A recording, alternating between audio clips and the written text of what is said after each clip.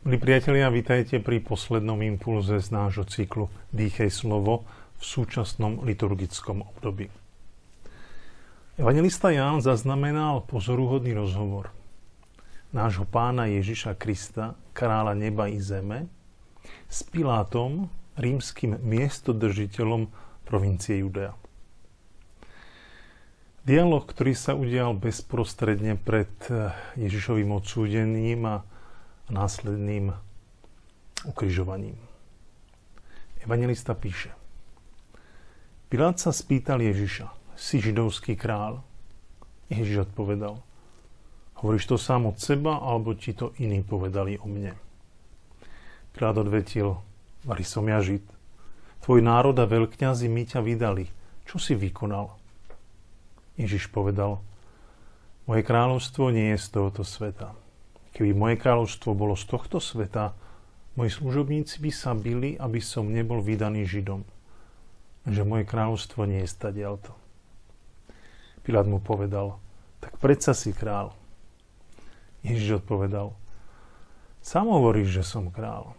Ja som sa na to narodil a na to som prišiel na svet, aby som vydal svedectvo pravde.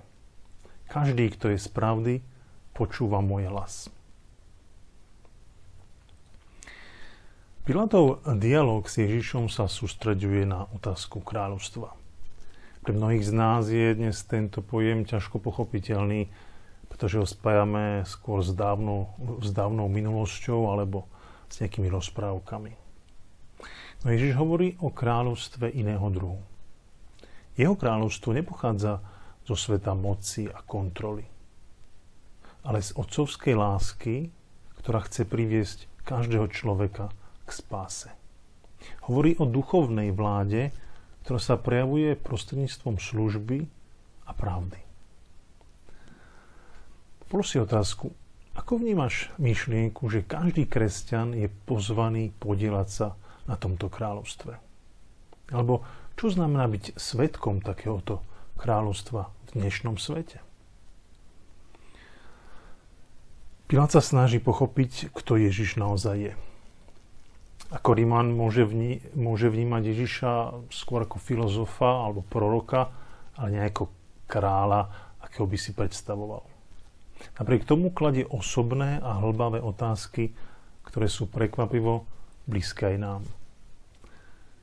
Kto je pre teba Boh a ako si ho predstavuješ ty? Alebo aké otázky mu kladieš?